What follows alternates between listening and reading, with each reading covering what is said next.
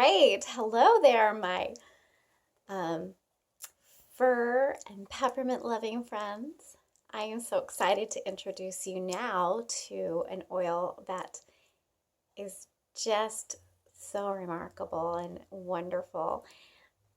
It's actually such a challenge to distill um, a few main points into a short discussion in order to give you a taste of the amazing things about each of these oils and, not go overboard. Frankincense is so well known and so loved and cherished that you'll find it easy to um, find ebooks and hour-long webinars explaining the many, many things that we're aware of that it can do. And you'll probably hear right away that it is known as the king of oils. And the reason for that is there's two reasons. One is just that the complicated chemistry allows frankincense to positively interact with every system in the body. It's listed as being beneficial for all these many characteristics, having a high concentration of what's called sesquiterpenes, which is just a chemical component that is really great because they're able to cross the blood-brain barrier. Like, the blood-brain barrier is this mechanism your body has to protect the brain and the spinal cord and the nervous system against pathogens and things like diseases. And so a lot of chemicals are not able, that are in your system circulating, are not able to penetrate into the brain. And that is a really, really great thing. But it's also a challenge for modern medicine in order to create a drug and deliver it to the brain to be able to have an effect on situations like Parkinson's or Lou Gehrig's disease or Alzheimer's. And that blood-brain barrier makes it really difficult for that to take place. Frankincense is one of the essential oils that is known for being full of the sesquiterpenes and is able to penetrate the blood-brain barrier. And that's why it is such a marvelous tool for helping with seizures, dementia, addiction, depression, things like that. Very, very serious things on the inside. In addition to that blood-brain barrier property, frankincense is also extremely effective for anytime there's DNA that is in the cells that isn't working right anymore, and cells need to be put back on track if they're not following the course that they should and shutting down when they're too old and they're multiplying like crazy. Frankincense has the ability to cause the cells to shut down and to behave correctly from there. I'm trying to be compliant and not get the FDA all upset. Anyway, so frankincense, the king of oils, it's extremely versatile. It has a lot of really powerful and amazing properties that make it a treasure. But I really want to focus on the spiritual side of this oil. And I want to explain why it was one of those gifts, gold, frankincense, and myrrh, that were carried with great effort and intention by those wise men that saw that star and were led to find the Christ child and worship him with these precious gifts to show their respect and love. So you probably already understand why gold would be one of the things they would choose. It's still valuable today. Frankincense and myrrh, most of us really have never thought about it and don't know. So I love explaining that this time of year, especially. Um, Frankincense, as well as myrrh, are derivatives from plants that have impressive medicinal capabilities, as well as a tradition of being used in religious ceremonies. And um, frank, it means true. Frank incense, so it's true incense. And there was an incense that was to be prepared and burned in the temples in ancient Israel, and it was to symbolize prayer of the people going up to heaven. And frankincense was a component of that. It's just beautiful because think about the symbolisms that we find in nature and everywhere.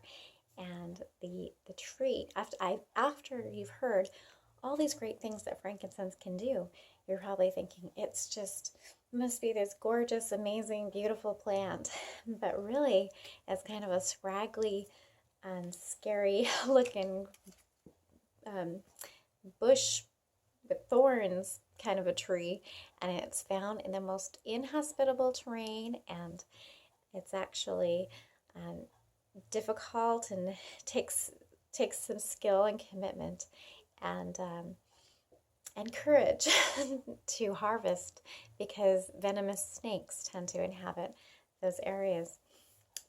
What they do, it's a resin, so they score the trees a lot like when they're harvesting maple from maple trees. That might be something you're more familiar with. So they scratch the bark and the sides of the trees and allow this resin to start oozing out. And after it has dried and it is dripped down, it's going to form into the shape of tears. And they call that frankincense tears, and collect those. And they're sorted, the dry resin, into categories of purity based on, what kind of other stuff has gotten into it while it was drying. And so then here's a picture of these frankincense tears. So this is probably what's more familiar to you. They're just like these dry little things in the range of colors, usually like a light amber color. And so they'll take these frankincense tears and they'll do lots of different things with them. Even if they just warm them and burn them, it's going to create a gentle smoke, which is incense. And it was desirable even from like the Middle Ages, and that was something that was traded, and people figured out that it had all these great properties and could be used in cosmetics and lotions and ointments and things like that.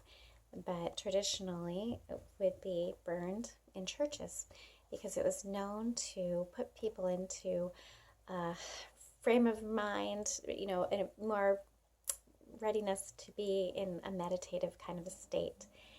And we now understand that is because frankincense is amazingly anti-inflammatory, especially to the pineal and pituitary glands and in the brain, and getting oxygen into those areas so that you really can just be able to meditate, to be receptive to truth. And I think that brings me to why, just interesting facts. The essential oil that we now have is where they would have taken those tears and then put them through a very low temperature steam distillation process and separate it out. And so we have a specific part of the chemical, the volatile aromatic chemical of the plant. And just like all essential oils, you inhale it, goes right to your limbic system, into your brain, and it's extraordinary. And I've seen people, with very low moods be able to have an amazing reaction within seconds. It's heavenly. And so they would have not had what we have now. they would have chewed on the resin, and that would release the oil and it'd go into their system, maybe drops under the tongue. And that's something that a lot of people do nowadays, is put a drop or two under their tongue of frankincense and just let that get into their system very quickly, because of the overall systemic value for helping the cells and, like we talked about a little bit ago, and anti-inflammatory property. So that is what would be reached for back in those days for anything internally, from ulcers to dementia to cancer to any of that kind of stuff, and the nervous system would be frankincense, and then anything externally would be myrrh. And like I said, I'll talk more about that tomorrow, but it is procured, it's in very much the same way with the resin. So frankincense has come to be known as the oil of truth. And I guess we kind of already went over this a bit, didn't we? That it just puts you in a state to receive wisdom, recalled memory, spiritual understanding, and just lets darkness fade away.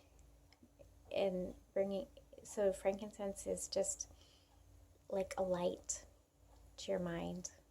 And I know this may seem kind of strange and foreign, but I'm just giving you a quick summary. But I'm telling you, if you have this oil in your home and you get to know it, and you'll understand what I mean. That it enhances practices of prayer and meditation, opens spiritual channels, allows an individual to connect with God, and through the light and power of frankincense, the individual can draw closer to divinity. And also, it is known as the oil of like the relationship with Father. So it helps with creating a healthy attachment to one's Father, or awaken the spiritual love of the divine in that fatherly role. So if someone is dealing with abandonment, spiritual disconnect, distance from Father, feeling unprotected, spiritual darkness, this is what frankincense would be recommended for. Okay, so we talked a lot about this extraordinary essential oil, and I know I didn't cover everything, but I hope that I conveyed a little bit of the reverence that we can have for this precious, precious gift. And everything that we're talking about are gifts, amazing gifts, and the biggest gift being the Savior coming to the world. And the song we're going to enjoy talks about the new star, and it's from perspective of Mary as she is savoring the precious, beautiful child, not yet entertaining the visiting worshipers that are coming, but we know they're coming, following that star. And here's some beautiful pictures I'm going to share while you're listening to this song and inhaling your frankincense. So enjoy that. Thank you again for joining me. Have a wonderful time.